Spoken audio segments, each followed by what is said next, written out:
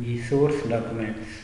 बच्चे, सोर्स क्या होता है कि कोई बात कहाँ से चलती है उसको उसका सोर्स बोला जाता है। अकाउंट्स में क्या है कि आप जब अकाउंट्स बनाते हैं दो तरीक़ाकार हैं। एक पुराना है, मैनुअल तरीका है, आप रजिस्टर में चीज़ें पुट करते हो।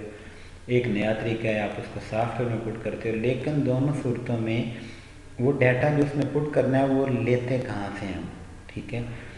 तो बिज़नेस बुनियादी तौर पर दो ही काम करता है, सेल्स या परचेज है, ठीक है।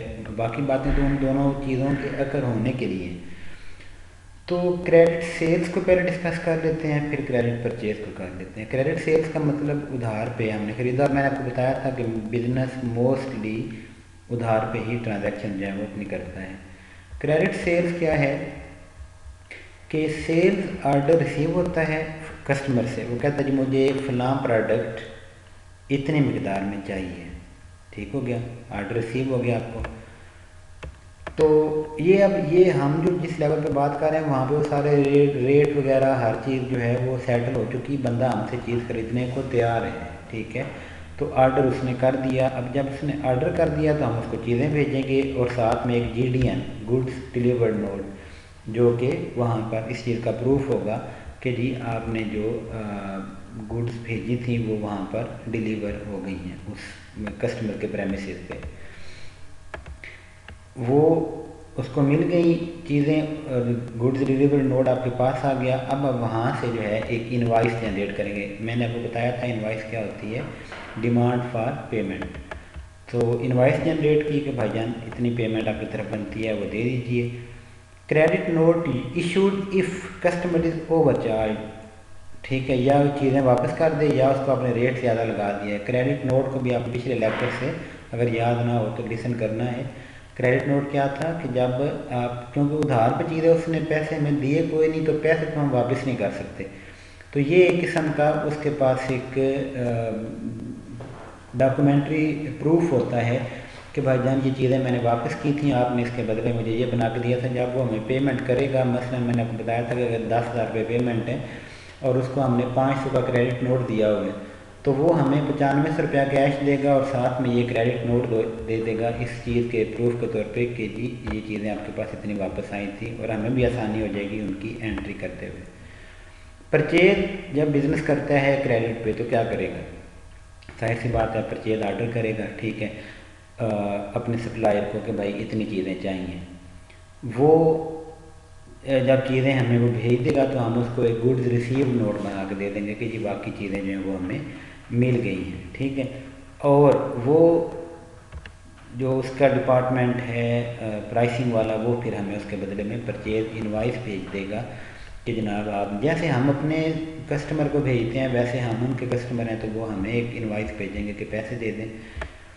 और अगर चीज़ों में या कीमत में या किसी बात में कमी बेशी है तो वो हमें क्या इशू करते हैं, डेबिट नोट। ये बेसिकली लास्ट लेक्चर सारे का सारा जो है वो उसकी रिलेटेड चीज़ें हैं जो रिपीट हो रही हैं। अब आगे है कि ये बुक्स ऑफ प्राइम एंट्री कौन सी होती हैं। प्राइम एंट्री का मतलब क्या है, जहाँ पे फर्स्ट ऑफ ऑल, सबसे पहले जहाँ पर एंट्री होनी होती है उस जगह को क्या बोलेंगे हम, बुक्स ऑफ प्राइम एंट्री। तो वो कौन कौन सी हैं, ये उनके जनाब नाम दिए हुए हैं। SDB सेल्स डे बुक है, परचेज डे बुक है, सेल रिटर्न बुक है, परचेज रिटर्न बुक है, कैश रिसीव्ड बुक है, कैश पेमेंट बुक है, पैटी कैश है और ट्रांसफ़र जर्नल है। ये ऊपर वाली बातें सीधी सीधी हैं। पैटी कैश क्या होता है कि आप अपने क्लर्क को, जो अकाउंट्स का क्लर्क है, उसको कुछ पैसे दे देते हैं हफ्ता या दिन निकालने के लिए, डिपेंड करता है किस तरह का ऑर्गेनाइजेशन में आप हैं, ताकि वो छोटी छोटी चीज़ों के लिए पेंसिल लानी पड़ गई है तो बार बार वो उसके लिए ना बना के ला रहा हो जो रिक्वायरमेंट रिक्वेजिशन वगैरह है, ठीक हो गया। तो उसके पास एक अमाउंट होती है, इसका अपना एक अकाउंट बनता है। 7 लफ्ज़ों में जैसे खुले पैसे पड़े हों, ठीक है जी, के छोटे मोटे खर्चों के लिए उन्हें, इसकी डिटेल आगे आएगी जब ज़्यादा डिटेल में बात कर लेंगे, मुख्तसरन इतने ही है। तो अब आपने सेल्स डे बुक के लिए सोर्स डॉक्यूमेंट आपके पास कौन सा है, सेल्स इनवाइस, यानी कि जिस इनवाइस के ज़रिए, जिस पर्ची के ज़रिए आपने चीज़ें बेची थी उससे डाटा उठा के आप सेल्स डे बुक में उसको डालते हैं। ऐसे ही अगर आपने परचेज डे बुक में एंट्री करनी है तो उसके लिए परचेज इनवाइस से एंड सो ऑन, ठीक है जी।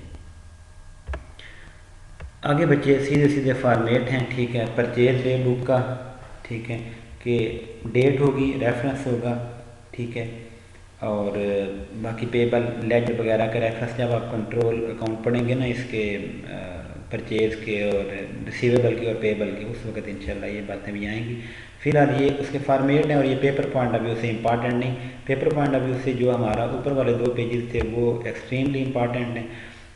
ये वाला कि जी प्रोसीजर क्या है, ठीक हो गया, और ये जो है कि आपने अगर इस बात को एंटर करना है तो इसका सोर्स डॉक्यूमेंट कौन सा है, या ये वाला सोर्स डॉक्यूमेंट है तो इसकी एंट्री कहाँ जाएगी, ये बात आपको क्लियर होनी चाहिए जी।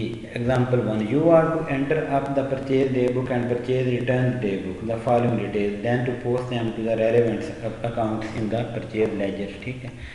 क्रेडिट परचेज किया जी आपने एच लाइट से $119 की यकम मई को, तो ये ऊपर आपके पास एक परचेज डे बुक बनी, यहाँ पर आप उसकी डेट डाल देंगे, ठीक हो गया। यहाँ पे आप उसकी जो अमाउंट वगैरह है जिसको आपने देने हैं, ठीक है, उसका टोटल वगैरह, फर्दर कोई अगर आपने उससे यानी कि ये जो इनवाइस है ये हालांकि आपने देखा होगा अपनी होती है, आप किसी पेट्रोल पंप से जाकर पेट्रोल डलवाएं उनकी इनवाइस बनाने का तरीकाकार और है। अगर आप किसी जो है गारमेंट्स वाले के पास जाते हैं, फिर गारमेंट्स वाले भी डिफरेंट जो हैं वो अपने अपने हिसाब से की एक डिज़ाइनिंग है जिसके तहत जितनी रिपोर्टिंग वो आसानी से उसके मुताबिक जो है वो कर सकें।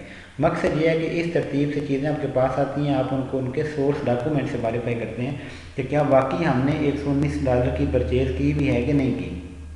जब उसका सोर्स डॉक्यूमेंट यानी कि इनवाइस मिल गई, वहाँ से आप डाटा जो है वो ऊपर वाली जैसे सेल डे बुक और परचेज डे बुक वगैरह उनमें एंटर करते हैं। अब तो जो हम लोगों का सिस्टम है जैसे आप PACCA में इंशाल्लाह ताला, तो आगे जब जहाँ पर हम अकाउंट्स मेंटेन करते हैं वहाँ पर मतलब काफ़ी अच्छे किस्म के सॉफ्टवेयर जो हैं वो अवेलेबल हैं। सैप है, ERP ओरेकल है, ये पुराने सॉफ्टवेयर में टीच ट्री है, वो क्विक बुक्स वगैरह हैं, यानी कि छोटे लेवल पे लोग QB वगैरह यूज़ कर लेते हैं, थोड़े बड़े लेवल पे जो है वो क्योंकि सैप वगैरह एक्सट्रीमली एक्सपेंसिव है तो जो बहुत बड़ी ऑर्गेनाइजेशन है वो बनाती हैं। इसके अलावा हमारी कुछ जो लोकल फर्म हैं उन्होंने बनाने शुरू कर दी, लेकिन बात वही है कि वो सिर्फ मैनुअल और ऑटोमेटिक वाला फ़र्क है, ठीक हो गया जी। तो बाकी ये जो चीज़ें दी हुई हैं, ठीक है, जो ऊपर फॉर्मेट है वो आपको पता होना चाहिए, ठीक है, लेकिन पेपर पॉइंट ऑफ व्यू से एक्सट्रीमली इंपॉर्टेंट नहीं है क्योंकि फॉर्मेट जो है वो आप खुद डिज़ाइन कर सकते हैं कि हमें किस तरह की डिटेल चाहिए, किस तरह की कोडिंग चाहिए, बगैर कोडिंग के चाहिए वगैरह वगैरह जी। Cash receipts recording and documentation, cash receipts should be properly controlled as, अगर आपको पैसे डायरेक्ट मिलते हैं अव्वल तो इसको रिकमेंड नहीं किया जाता, कहा जाता है कि आपके बैंक में पैसे आने चाहिए।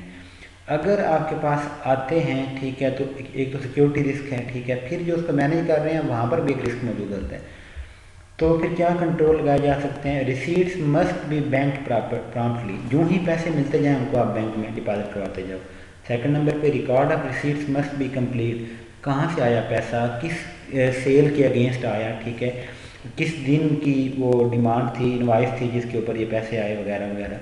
Loss of receipt through theft और एक्सीडेंट मस्ट बी प्रिवेंटेड, ये अक्सर आपने अखबारों में पढ़ा है जी रिकॉर्ड जल गया, ठीक है, उसमें अक्सर यही होता है कोई बदनवानी होती है, ठीक है, कोई 2 नंबरी की गई होती है, उसको कवर करने के लिए उसको वो गुम कर देते हैं, जला देते हैं, तो वो कहते हैं कि उसको आपने कंट्रोल करना है।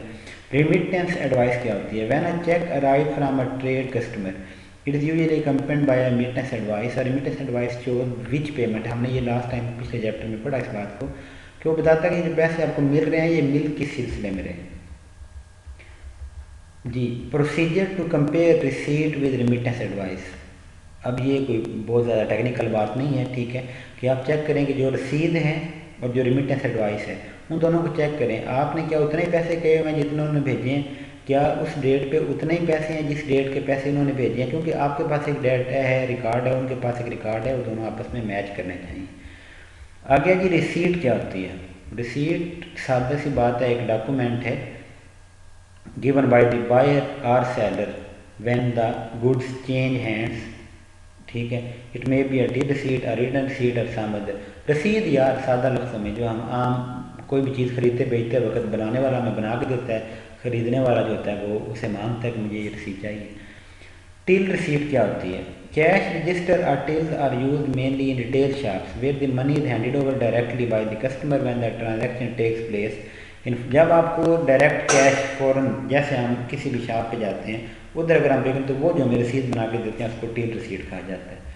रिटर्न रसीद, where a cash register is not used, a written or typed receipt may be received. The information that appears on the receipt should be the same to on the product same to the one produced by a till receipt। ठीक है, वो यानी कि किस्म तो कुछ भी हो सकती है, डाटा ठीक होना चाहिए, उसी तरीके से होना चाहिए। उसमें क्या कुछ होगा जी, बेचने वाले का जो नाम है आपने देखा है कि हमेशा रसीद के ऊपर जो होता है फ्रंट पे उनके लोगो वगैरह बने होते हैं, नाम वगैरह दिया होता है, डेट आ गया, चीज़ें टैक्स वगैरह, मतलब आप कोई भी रसीद रिसेंटली जो आपने ट्रांजैक्शन किया आप उसको चेक कर सकते हैं कि उसके ऊपर क्या कुछ मौजूद है जी। Evidence of payment other than in cash, अगर कैश से हट के आपने किसी और तरीके से पे किया है, क्रेडिट कार्ड से किया है, डेबिट कार्ड से किया है, दोनों सूरतों में आपका एक वो आपसे साइन करवाते हैं। अगर आप मसलन हाकिम मान जाते हैं, आप उन्हें कहते हैं कि ये इतनी पेमेंट मैं कार्ड के वाया करना चाहता हूँ, तो वो जो रसीद आएगी उसके ऊपर लाजमी आपसे साइन लेते हैं। उस बात का प्रूफ होता है कि आप चोरी नहीं कर रहे बल्कि वो कस्टमर खुद आपको पे कर रहा है।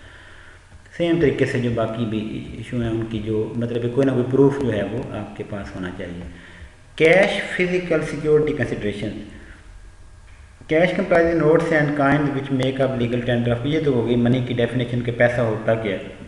हमारे मुल्क में जाहिर सी बात है दो चीज़ें चलती हैं, करेंसी नोट चलते हैं और साथ में सिक्के चलते हैं। रिस्क क्या हो सकते हैं वो आपको पता है, चोरी हो सकती है, मिस हैंडलिंग हो सकती है, गुम हो सकती है, तो उसके प्रोटेक्टिव मेजर क्या है कि कैश रजिस्टर को बाकायदा सिक्योर किया जाए, आपके पास अपनी टफ किस्म की सेफ्स होनी चाहिए, जितनी देर आपने पैसा रखना है उतनी देर कम वो सही तरीके से लॉक्ड रहे। ठीक है, ये प्रोटेक्टिव ग्लास सिक्योरिटी, ये यानी कि सिक्योरिटी मेजर है, ये जितने भी आप सोच सकते हैं। सादा सा तरीका यह है कि किसी भी बैंक की सिक्योरिटी देख लें, उस तरीके से आपको मेंटेन करना चाहिए अगर आपने कैश कुछ अर्सा अपने पास रखनी है तो जी। सेग्रीगेशन ऑफ ड्यूटीज़, एक और जो अच्छा तरीकाकार है वो ये है कि आप सारा कंट्रोल एक ही बंदे को ना दे दें। ये ना हो कि वही रसीद बना रहा है, वही पैसे ले रहा है, वही पैसे जाके बैंक में जमा करवा रहा है, वही रसीद लेके आ रहा है और वही उन रसीदों का रिकॉर्ड बना रहा है।